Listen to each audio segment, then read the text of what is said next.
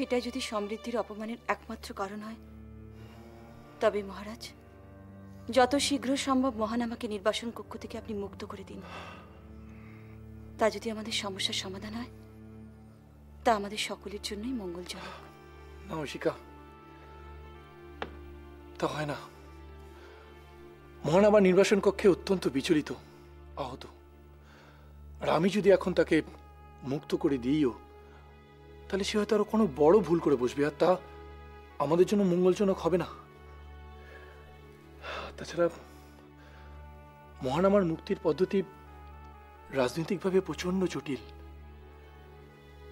তবে কি আমাদের সময়ের উপর অপেক্ষা করে এইভাবে পড়ে থাকতে হবে মহারাজ? আমরা কি শান্তির জীবন আর ফিরে পাবো না? জানি না ঐশিকা, আমি সত্যি জানি না। মহান আমার জন্য আমার প্রচন্ড চিন্তা হয়। ও নির্বাসন কক্ষ থেকেই না না কোনো বড় ভুল করে বসে। হে ভগবান,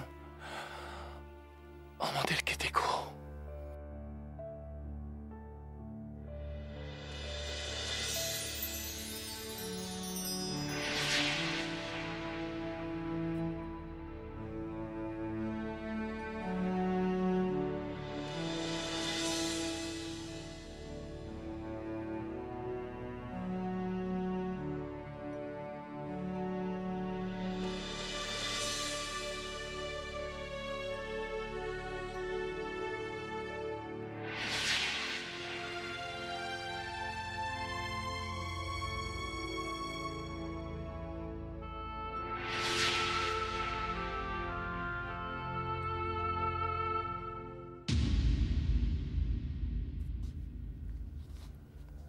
কি ব্যাপার, তুমি এখানে? অনেক দিনের জমে থাকা কিছু জটিল হিসেব বাকি আছে, সেগুলো এখন মিটিয়ে নেওয়াই ভালো। তাই আপনার কাছে এলাম। জটিল হিসেব মানে? মানেটা বোঝা কি এতটাই কঠিন আপনার পক্ষে? আপনি না একজন রাজপুরুষ?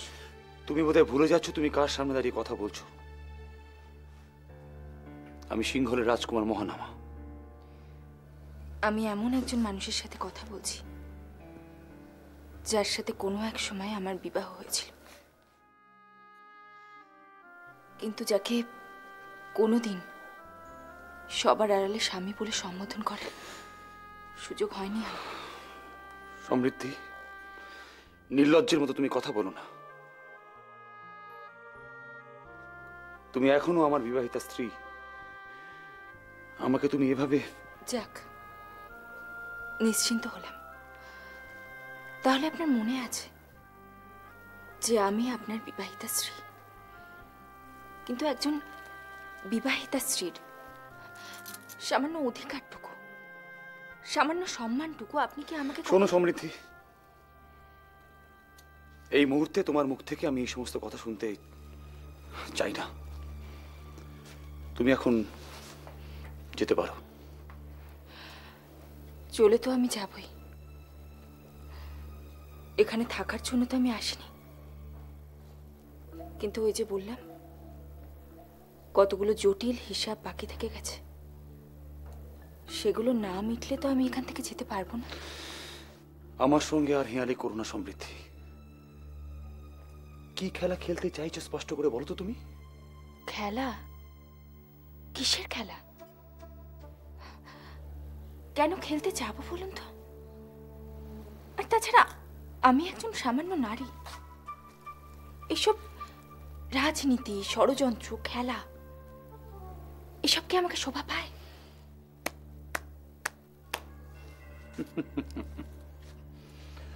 তাহলে তুমিও শেষ পর্যন্ত প্রাসাদের আর 4-5 জনের মতোই রাজনীতির খেলাটাকে ভালোভাবে রপ্ত করেছো, তাই না সমৃদ্ধি? অর্থাৎ আপনাদের সংস্পর্শে আমিও একজন মহান খেলোয়াড় হয়ে উঠেছি, তাই তো? এই বিষয়ে আর কি কোনো সন্দেহ রয়েছে? না, ভুল করছেন আপনি। আমি ভালো খেলোয়াড় হতে পারিনি, বরং এটাই বলা যে আমি ভালো খেলোয়াড় হতে চাইও না।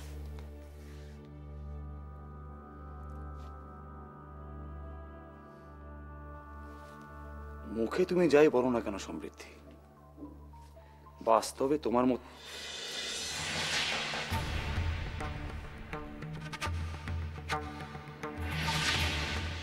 কি হলো? এ দুটো দেখে এত ভীত হয়ে যাচ্ছেন কেন? আপনাকে বললাম না আমি ভালো খেলোয়াড় হতে চাইনি, তাই তো এই দুটো আপনাকে আমি ফিরিয়ে দিতে এলাম। সমৃদ্ধি, আমি আমি এগুলো নিয়ে কি করব? আত্মরক্ষা করবেন, আর কখনো কোনোদিন খনার সাথে বিবাদ করার কোনো প্রয়োজন আপনার থাকবে না। আর খনাও আমাদের এই মিথ্যে নষ্ট হয়ে যাওয়া বিবাহিত জীবনটাকে রক্ষা করার জন্য আপনাকে ভয় দেখাবে না। এতে নিশ্চয়ই আপনি তৃপ্ত হবেন। তুমি কি বলছো সমৃদ্ধি? আমি তো কিছু বুঝতে পারছি না। কেন আপনি ছলনা করছেন বলুন তো? আপনি কাকে লুকিয়ে রাখতে চাইছেন? নিজেকে? কিন্তু পর্দা উঠে গেলে যে কোনো কিছু লুকিয়ে রাখা অসম্ভব।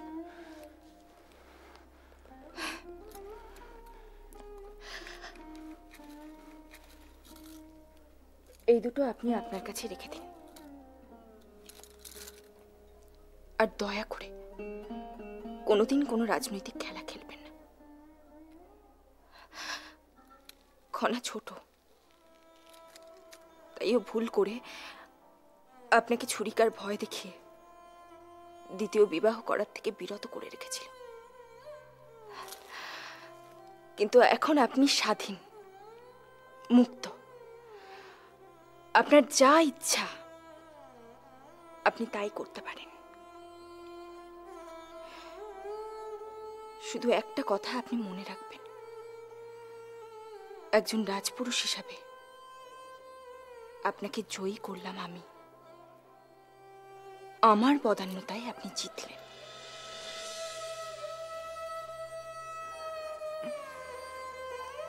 চলি।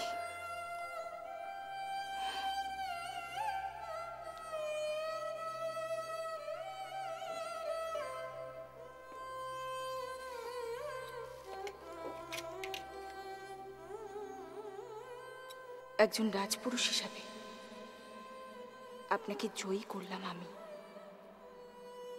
আমার বদান্যতায় আপনি জিতলেন।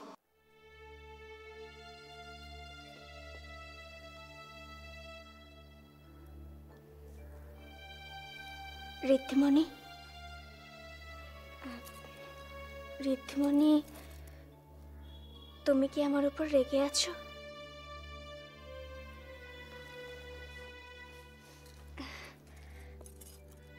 আসলে ঋদ্ধিমণি, আমি কি জন্যে তোমার কাছে এসেছি তা কি তুমি জানো?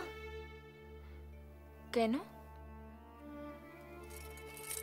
যে সাহস, যে সিংহ হৃদয় তুমি দেখাতে পারলে ঋদ্ধিমণি, তা অন্য কোনো সিংহলের নারী পারত কিনা আমার সন্দেহ আছে। কিভাবে ঋদ্ধিমণি, কিভাবে তুমি এই সাহস দেখাতে পারলে বলো তো? সাহস নারীদের বোধহয় এরকম অনেক সাহস, অনেক সিদ্ধান্ত নিতেই হয়। আমার কাছে ঠিক এটাই স্পষ্ট হয় না। সত্যি বলছি, এটা আমার কাছে স্পষ্ট হয় না। নারী বলে সাহসিকতার সিদ্ধান্ত নিলে আত্মবলিদান দিতে হবে, হে আবার কেমন কথা?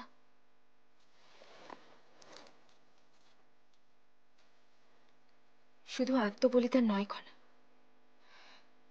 নারীর জীবনের বোধহয় একমাত্র লক্ষ্যই হলো নিজেকে উৎসর্গ করা। সেটা তো তুমি পূর্বেই করেছো ঋদ্ধিমণি। বিবাহিত হওয়ার পর থেকে ভাই কাকার জন্য নিজেকে উৎসর্গ করে দিয়েছ।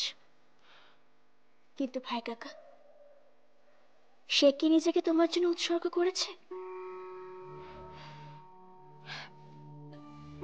সেটাই তো স্বাভাবিক। আমাদের সমাজে বিবাহ বন্ধনে আবদ্ধ হবার পর সেই বন্ধন টিকিয়ে রাখার যাবতীয় দায়ভার নারীদেরই গ্রহণ করতে হয়। পুরুষদের সেরকম কোনো দায়ভার থাকতেই নেই। আর এইসব মেনে নিয়েই আমাদের সমাজে বসবাস করতে হয়। কিন্তু ঋদ্ধিমণি, তা বলে তুমি সবকিছু চুপ করে মেনে নিলে, কোনো প্রতিবাদও করলে না? কিসের প্রতিবাদ? কোন প্রতিবাদ? অন্যায়ের প্রতিবাদ ঋদ্ধিমণি, অন্যায়ের প্রতিবাদ। ভাই কাকার হাতে দুটো ছুরিকা তুলে দিয়ে তুমি কোনো অন্যায়ের প্রতিবাদ করনি, বরং তুমি অন্যায়কে সমর্থন করেছো ঋদ্ধিমণি। ভুল করছো খনা। আমি যা করেছি সেটা কোনো উপায়ান্ত না দেখেই করেছি। আর আমি জানি, আমি খুব ভালো করে জানি কোনটা ঠিক আর কোনটা ভুল। কিন্তু সিংহলের রাজকুমারকে উপযুক্ত শিক্ষা দিতে গেলে তার মনের সামান্য সুকুমার বৃত্তিটুকু হারাতো। উনি একজন রাজপুরুষ, ঠিক ভুলের সিদ্ধান্ত নেওয়ার ক্ষমতা ওনার আছে। এখন শুধু এটাই দেখার উনি নিজে ঠিক কি সিদ্ধান্ত নেন। ঋদ্ধিমণি, তা বলে তুমি সবকিছু ভাগ্যের উপর ছেড়ে দেবে? আমাদের তো প্রায়শই এরকম করতে হয় খনা। কিন্তু ঋদ্ধিমণি, কেবল ভাগ্যের উপর নির্ভর করে তুমি তুমি কিভাবে থাকবে বলো তো? কিভাবে?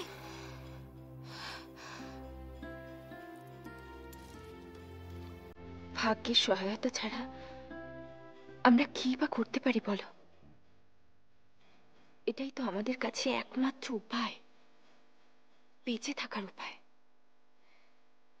নারীদের জন্ম থেকে বিবাহ হয়ে মৃত্যু পর্যন্ত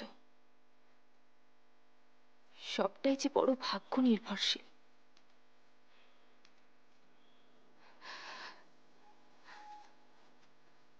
খনা, খনা, যেটা বাস্তব সেটাকে অস্বীকার করো না, কোনোভাবে অস্বীকার করার চেষ্টাও করো না। আমি এতক্ষণ যা বললাম সেটাই আমাদের সমাজে বিবাহিত নারীর বাস্তব জীবন।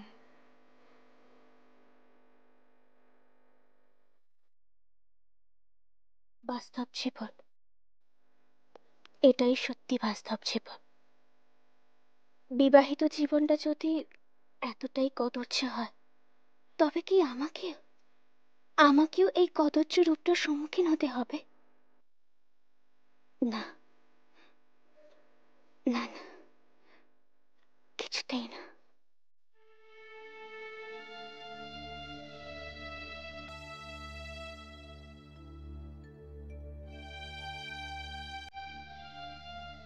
একবার তাকাও আমার দিকে। এখন আমার আর ভালো লাগছে না। তুমি তাকাবে না তো?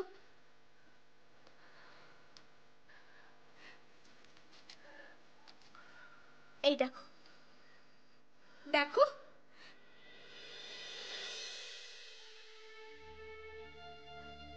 এ কি করেছো তুমি? চমকে গেলে তো?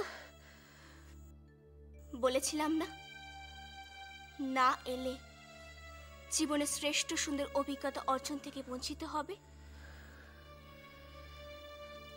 কিন্তু তুমি আমার নাম লিখলে কেন?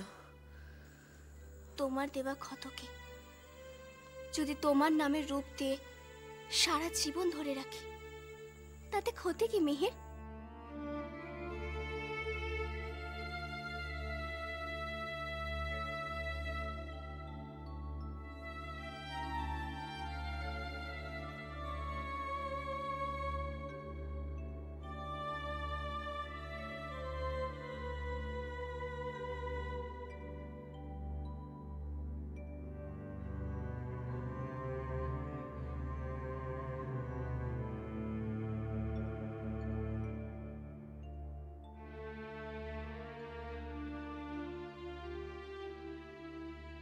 তুমি ক্ষমার যোগ্য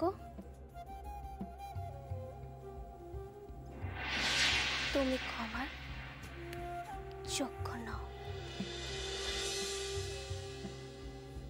কি হলো?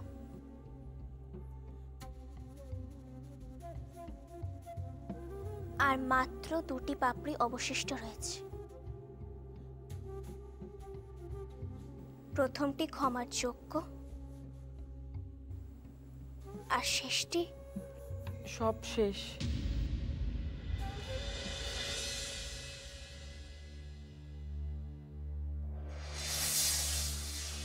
তুমি ক্ষমার যোগ্য। তোমায় আমি ক্ষমা করে দিয়েছি।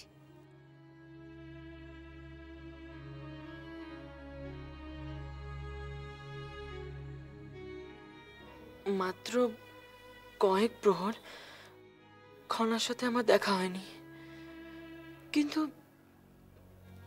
তার মধ্যে আমি এত উতলা হচ্ছে কেন? কেন মনে হচ্ছে যে খনার সাথে আমার কতদিন দেখা হয়নি? কিচ্ছু বুঝতে পারছি না। কেন?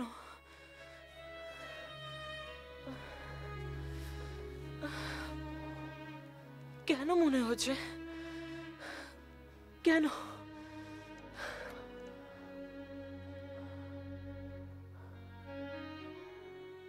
খনার বিবাহ নিয়ে সকলেই ভাবতে শুরু করেছে, আর সেটাই তো স্বাভাবিক। রাজকুমারীর বিবাহ মানে সারা দেশ জুড়ে এক মহোৎসব আরম্ভ হবে। সবাই খনার বিবাহ নিয়ে মত্ত হয়ে উঠবে। আর আর আমি তখন কি করব?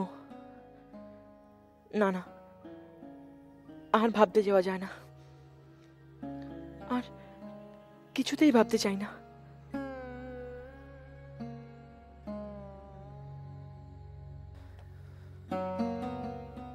হে ঈশ্বর, তুমি আমাকে পথ দেখাও। এ তুমি কোন প্রশ্নের মুখে আমাকে ফেললে? কারোর কাছে এই প্রশ্নের উত্তর জিজ্ঞাসা করব, তারও তো উপায় নেই। এখন আমি কি করি?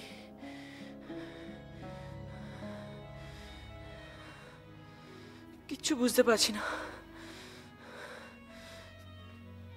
কিচ্ছু না।